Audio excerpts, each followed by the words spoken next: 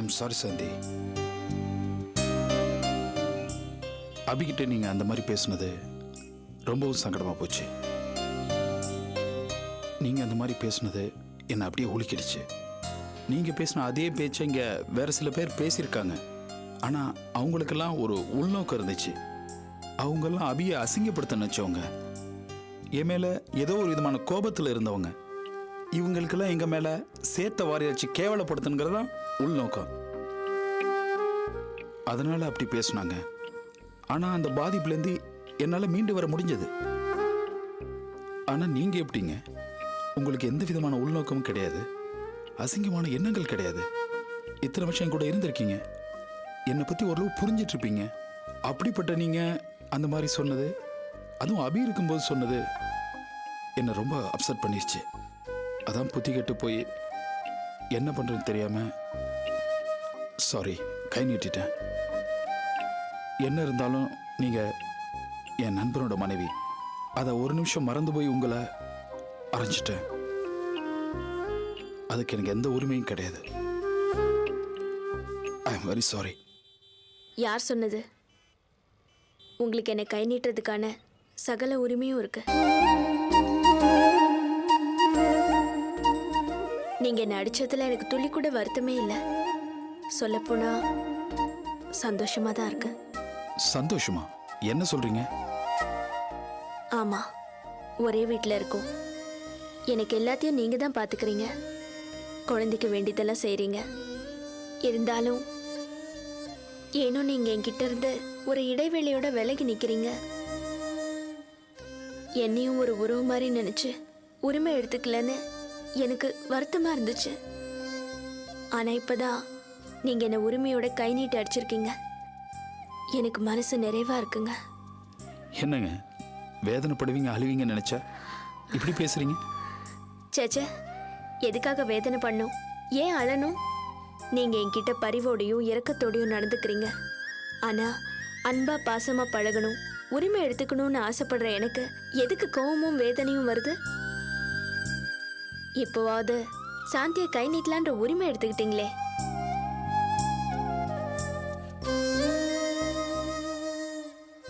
இல்ல, என்ன இருந்தாலும் அபிகிட்ட நான் அப்படி பேசினது தப்புதான். அதுக்காக நீங்க கோவப்பட்டதும் நியாயம்தான்.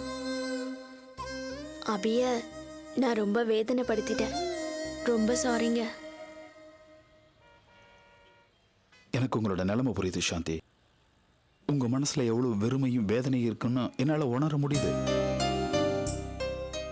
அங்குச்சாமி போனவன் திரும்பி வருவாங்கிற நம்பிக்கை நாளுக்கு நாள் குறைஞ்சிட்டே வருது இல்லையா? கொஞ்சம் பொறுமையா இருங்க, நான் ஒரு நல்ல முடிவு எடுக்கிறேன். அது நம்ம எல்லாருக்கும் சந்தோஷம் தர ஒரு நல்ல முடிவா இருக்கும்.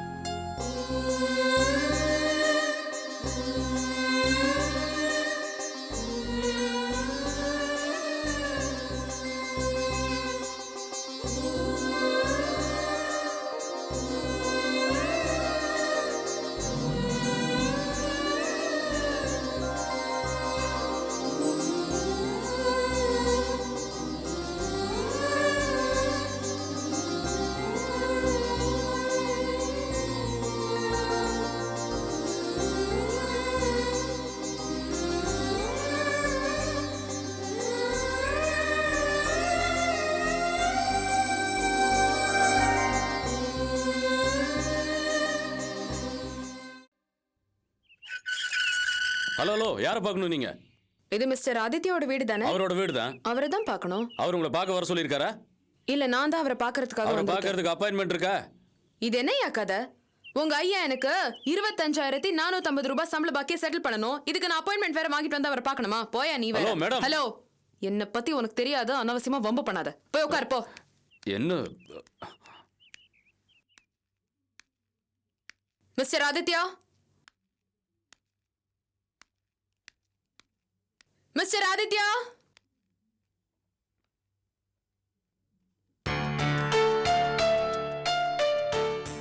Usha. 1 minute, I'm coming down.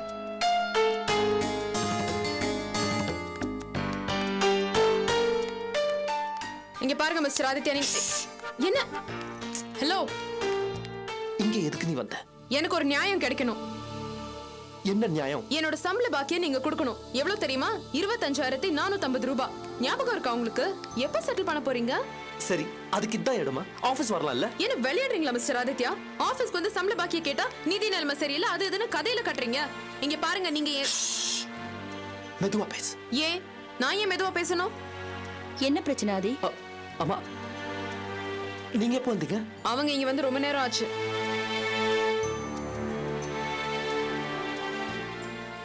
யாரு மணி? எதுக்காக இங்க வந்து சத்தம் போடுற? என்னது சத்தம் போடுறேனா? நீங்க ஆதித்யாவோட அம்மா தானே? அவர் மாதிரியே தான் பேசுவீங்க. இங்க பாருங்கம்மா, நான் ஆதித்யா பில்டர்ஸ்ல தான் ஒர்க் பண்ணிட்டு இருந்தேன். ஆனா இப்ப ஒர்க் பண்ணல. என்னோட சேர்த்து அவர் பல பேர் வேலையில இருந்து தூக்கிட்டாரு. மத்தவங்களுக்கு எல்லாம் 3 மாச சம்பள பாக்கிய செட்டில் பண்ணி அனுப்பினாரு. ஆனா எனக்கு மட்டும் 25,450 rupees பேலன்ஸ் வச்சிருக்காரு. அது ஏன்னு எனக்கு புரியல. உனக்கு மாத்திரம் ஏன் பேலன்ஸ் வச்சா? நீ என்ன தப்பு பண்ண? நான் எந்த தப்பும் பண்ணலமா. சில சமயம் கொஞ்சம் எதிர்த்து பேசியிருக்கேன். ஆனா அது எல்லாமே நியாயமான விஷயத்துக்காகத்தான். சரி, இப்ப என்ன பண்ணணும்? என்ன பண்ணணுமா? எனக்கு என் சம்பள பாக்கிய செட்டில் பண்ணணும். உண்மையை சொல்லப்போனா எனக்கு இப்ப நிதி நிலைமையே சரியில்லை. சரி, இதெல்லாம் ஆபீஸ்ல போய் கேட்க வேண்டியதானே? எத்தனை தடவைமா ஆபீஸ்க்கு போய் கேட்க சொல்றீங்க? எப்ப போனாலும் கம்பெனி நிதி நிலைமை சரியில்லை, லாஸ்ல போயிட்டு இருக்குன்னு என்னென்னமோ சொல்றாரு. பத்தாததுக்கு ஒரு சீட்டு காலியா இருக்கு, நீ ஏன் வேலை விட்டு போற, இங்கே கண்டினியூ பண்ணுன்னு சொல்றாரு. சரி உஷா, நீ மார்னிங் ஆஃபீஸ்க்கு வா. உனக்கு நான் செட்டில் பண்றேன், சரியா? இப்போ நீ கிளம்பு. இங்க பாருங்கம்மா, இப்போ இவர் சொன்னதுக்கு நீங்க தான் சாட்சி. நாளைக்கு பணம் இல்ல அது இதுன்னு வேற ஏதாவது சொன்னாரு, அப்புறம் நான் உங்க முன்னால தான் வந்து நிப்பேன். இல்லைன்னு சொல்ல மாட்டேன். நீ ஆஃபீஸ்க்கு வா, சரியா? வீட்ல தான் பணம் இருக்கே, கொடுத்து அனுப்பிச்சிரேன். அம்மா, பணம் இல்லம்மா பிரச்சனை. இது ஆஃபீஸ் மேட்டர். ஆஃபீஸ்ல வச்சு தான் முடிக்கணும். நீ இப்போ கிளம்பு உஷா. கிளம்பு சொல்றேன்ல, ப்ளீஸ். சரிம்மா, நான் வரேன். ஆ.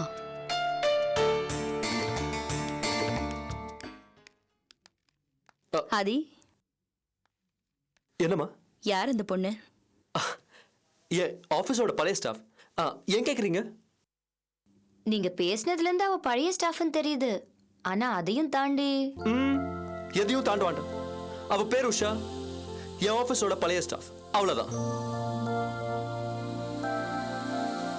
ஆதி, அவளை உனக்கு பிடிச்சிருக்கா?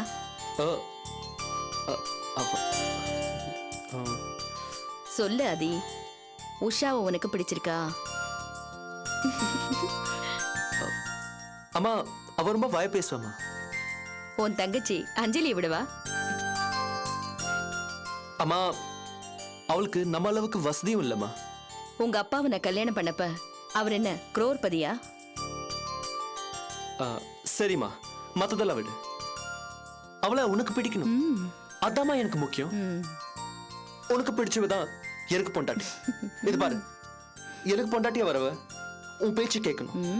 நீ நில்லுனா நிக்கணும், உட்கார்னா உட்காரணும். அவதான் எனக்கு பொண்டாட்டி. ஓகே?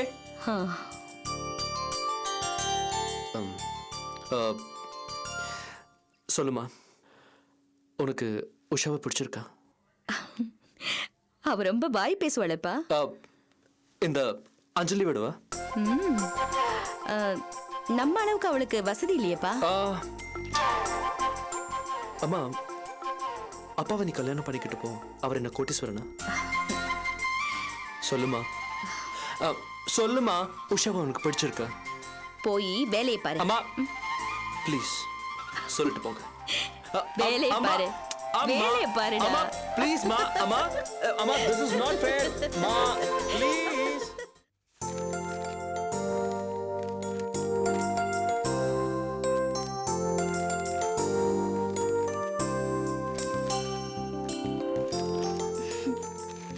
குட் மால்தி. ஓகே, நீங்கள் இன்றைக்கே இங்கே ஜாயின் பண்ணிக்கங்க. உங்கள் சேலரி சாட்டிஸ்ஃபைடாக ஃபிக்ஸ் பண்ணுறேன்.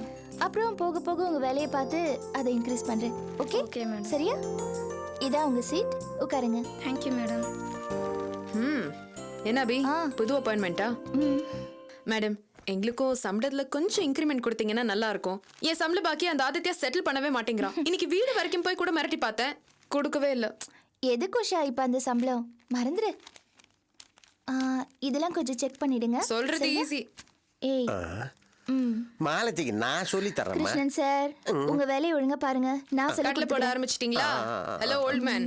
இது நம்ம மெட்டீரியல்ஸ் வாங்குற ஃபைலு.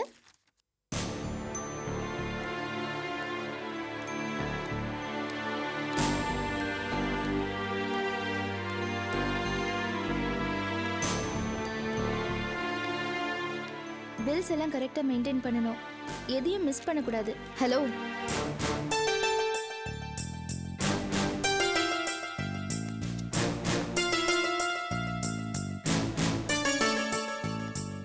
என்ன உங்க ஆபீஸ்க்கு வரவங்கள வாங்கன்னு ஒரு வார்த்தை சொல்ல மாட்டீங்களா? இதான் உங்க பண்பாடா? சாரி, உங்களை நாங்க இங்க எதிர்பார்க்கல. அதான் ஆச்சரியமாய் நின்னுட்டு இருக்கோம். Anyway welcome. உட்காருங்க. It's okay. முதல் தடவை எங்க ஆபீஸ்க்கு வந்திருக்கீங்க. ஏதாவது சாப்பிடுறீங்களா? No thanks. தண்ணி, பச்சை தண்ணி அதுவும் வேண்டாமா? நம்ம கையால பச்சை தண்ணி கூட குடிக்க கூடாதுன்னு முடிவோட இருக்காங்க. அபி, நான் உங்ககிட்ட ஒரு விஷயம் பேசதான் வந்தேன். இன்ஃபேக்ட் உங்க எல்லார்கிட்டயுமே ஒரு விஷயத்த சொல்லதான் வந்தேன். என்ன, ஏதாவது யோசனையா? ஆலோசனை, அட்வைஸ்ன்னு கூட வச்சுக்கலாம். ஓ, எதுவா இருந்தாலும் எங்களுக்கு யூஸ்ஃபுல்லா எங்க கம்பெனியோட வளர்ச்சிக்கு உதவுறதா இருந்தா தாராளமா சொல்லலாம்.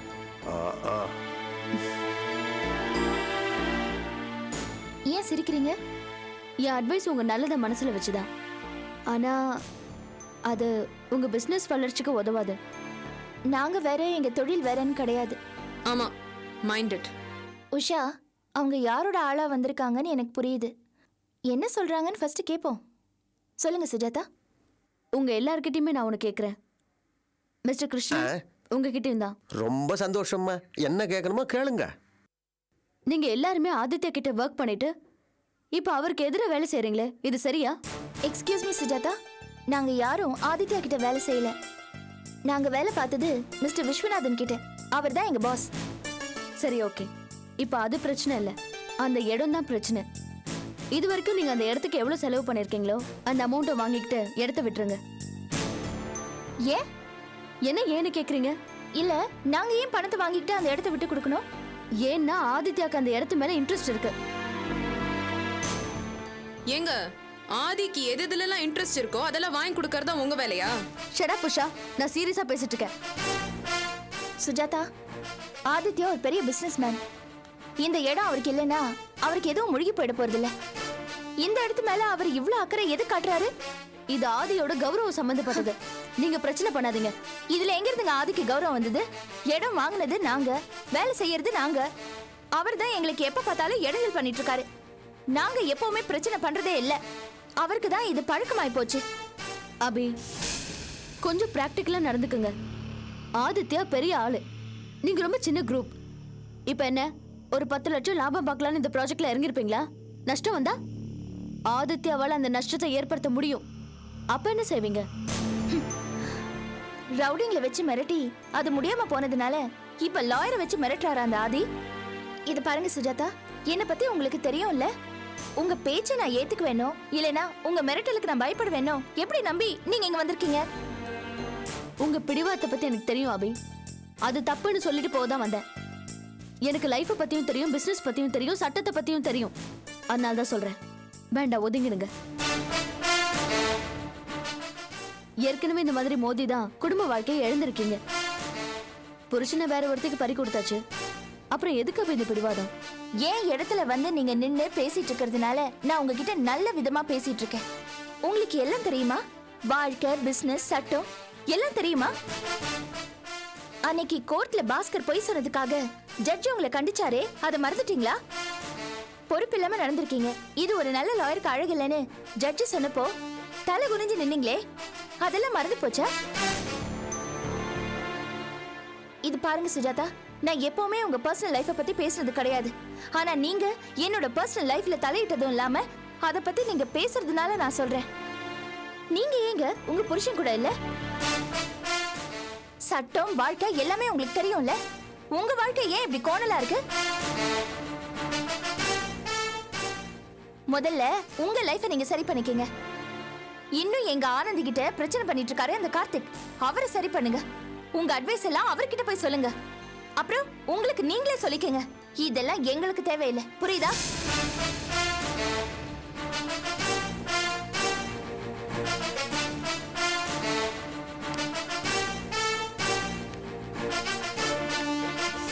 கொடுத்த அபி. இவளுக்கு இதுவும் வேணும் இன்னமும் வேணும். இனிமே இதுங்களால ஆபீஸ்க்குள்ளே விடக்கூடாது. அந்த ஆதி ஏன் இப்படி நடந்துக்கிறா?